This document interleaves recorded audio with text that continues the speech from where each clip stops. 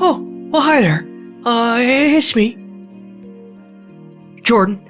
And gosh, I'm so glad you found me.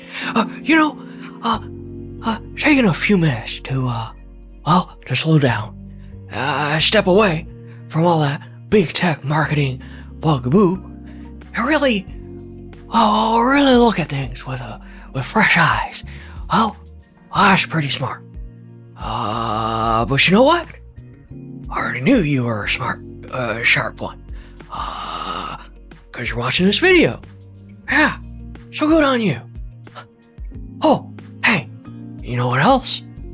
Well, I'm just about convinced that, the iPad, well, is a pretty darn good computer for near about most people. And if you watch a lot of TechTube, well, you might think those are fighting words. And, to that, I'd say, gosh, bring it on.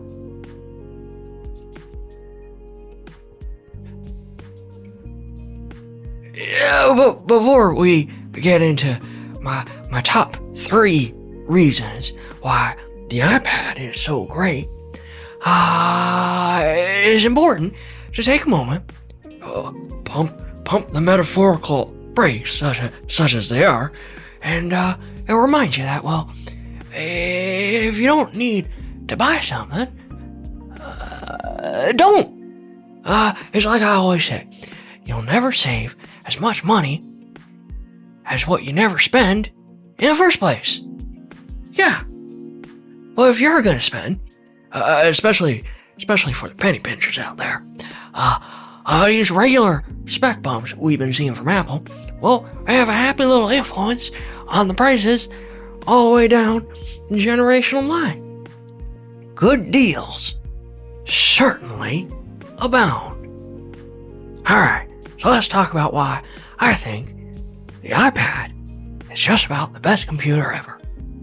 Now, this will apply to most all the iPad lineup, but well, I sure do think the iPad Air is hitting the sweet spot, especially the 13-inch model, with respect to an all-around computing system. Okay, now first up, we got modular hardware, and by that I mean you can pick and choose the bits you want or need instead of getting stuck with an all-in-one shebangery. Yeah. With the iPad, if all you need is just a simple tablet, there you go. Just get the tablet. But then if you're an artist, or I should say a dabbler like myself, well then go ahead and add your pencil, right? Or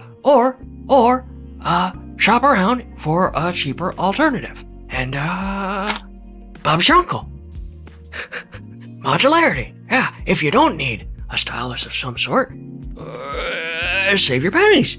Now, if you think you need a laptop replacement, but maybe not all the time, well, you can invest in a keyboard.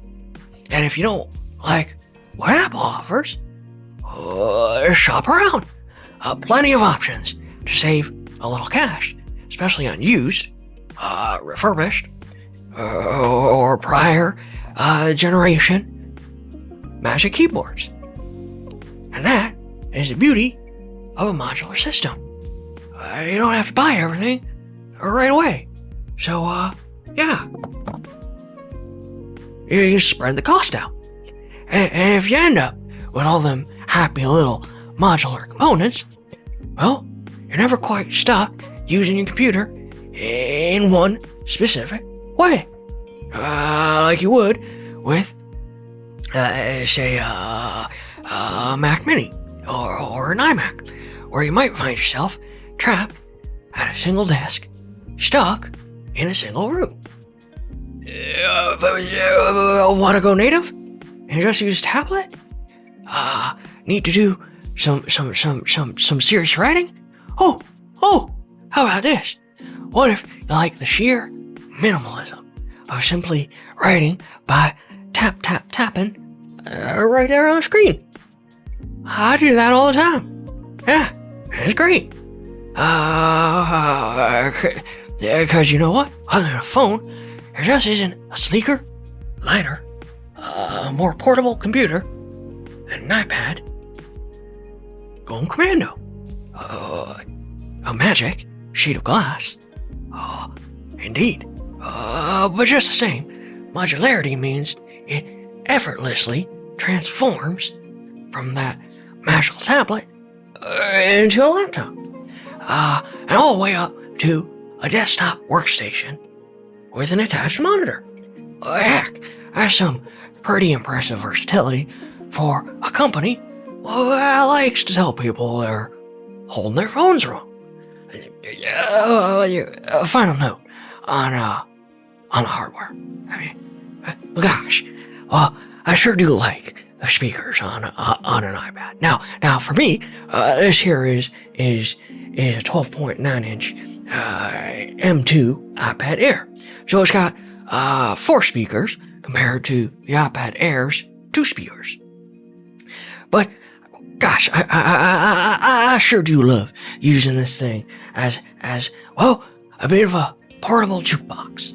Playing some calm and cozy tunes at my desk when I need to focus, or banging my head in the bathroom when I'm getting ready in the morning. Yeah, I mean, sure, you can always attach a Bluetooth speaker or something, but those are extra investments and extra settings and connections. There's just something nifty about the simplicity and how well the iPad handles audio.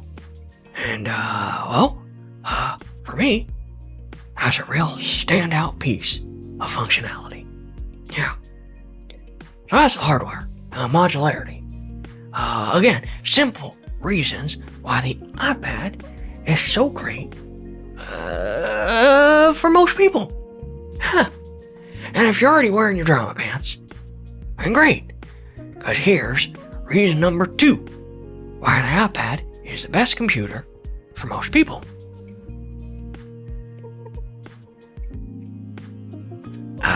iPadOS.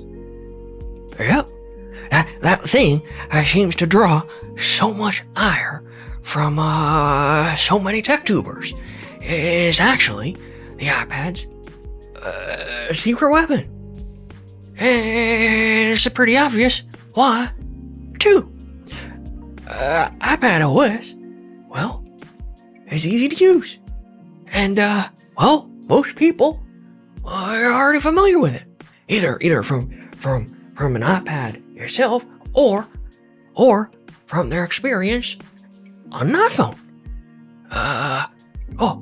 But you know what? Complex software is hard to use. Yeah. Now, you should always use what it is you're already comfortable with. Like I always say, the fastest way to scale a learning curve is with a jetpack. But if you don't have a jetpack, well, maybe just skip the learning curve altogether. If you've been a lifelong Windows user, then you're probably most comfortable using Windows. That's fine. But for a whole heck of a lot of people, well, the iPad is pretty easy to use, even more so than a Macintosh. And at the end of the day, ease of use is a value proposition that's pretty dang hard to beat. Now, my third reason why iPads are so great is fairly similar to the iPadOS reason. And you know what? This third reason actually explains why iPadOS is so easy to use in the first place. It's the core philosophy behind the product philosophy that so much of TechTube either ignores or just disagrees with. But if you ask me, well, it's an absolute game changer. And you know what else? I bet you have no idea what it is I'm about to say. So go ahead. How about this? Go ahead and pause the video and leave a comment guessing what this third reason is. Go on. I can wait. And then when you come back, we can go ahead and see if you guess correct. All right, you got it. All right, you ready? Okay. All right then. All right. The third reason the iPad is it's just so darn great for so many people. Is monotasking. It's like how you open an app and it takes up the whole darn display. The iPad becomes that app in its entirety. Notifications and whatnot aside, your attention is fully committed to a single app at a time. You don't get that on any other computer. And sure, I keep adding bunches of multitasking tools and views and all that bugaboo. But the reason these tools are all so clunky and even hard to use in the first place is the iPad's core philosophy is monotasking, not multitasking. Well, that's pretty neat. Yeah. In a technological landscape that demands our attention be ripped apart, spread out, and segmented across dozens of things, the iPad takes a stand and says, well, nope, not today. And you know what? For a whole heck of a lot of people, well, that's a pretty darn smart way to compute. Now, all that being said, the iPad sure is the best computer for most people, but certainly not all the people. And that's where you can go ahead and click on over to any other TechTube video to hear about all the limitations of the iPad. But you know what? A lot of that is just fringe users, YouTubers and TechTubers. Basically, people basically trying to turn the iPad into something it's not. And at the end of the day, well, the only person who should be deciding what a piece of technology is to you is you. Not TechTubers, and not big tech, and certainly not billions and billions of dollars worth of advertising. Now, one final note on the overall value of the iPad, and I think I laid out a pretty decent argument to quantify the unquantifiable value in modularity, iPadOS, and the philosophy of monotasking. But when it comes right down to dollars and cents, well, of course, you're bound to get a better bang for your buck with a MacBook Air, a Mac Mini, or even an iMac. But then again, well, that's the whole point of trying to quantify the unquantifiable. An iPad Air is cheaper than the MacBook Air if modularity is important, and all you really need is a tablet right now. A Mac Mini and the iMac, it might be cheaper in the long run and or a better overall value, but if you want flexibility and portability, well, you best get comfortable wearing all those chains chaining you to your desk. Because of the desktop computers. And on top of all that, with a traditional Macintosh, you'll be losing the simplicity and the monotasking of iPadOS. Now, is macOS hard to use? Well, it sure does depend on who you are. But again, I'm focusing on an intuitive level of simplicity here. And if you're not a lifelong Mac user or Windows user or heck, even Linux user, well, these operating systems can prove to be a challenge to a lot of people.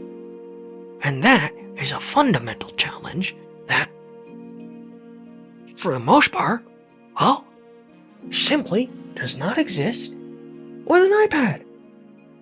So there you go. There's an iPad Air in your future. What are your thoughts on modularity and ease of use? If you watched this far, gosh, I sure would love to hear what you think. So until next time, I'm Jordan. I sure do hope you're you. And this has been the Slow Jack. Bye.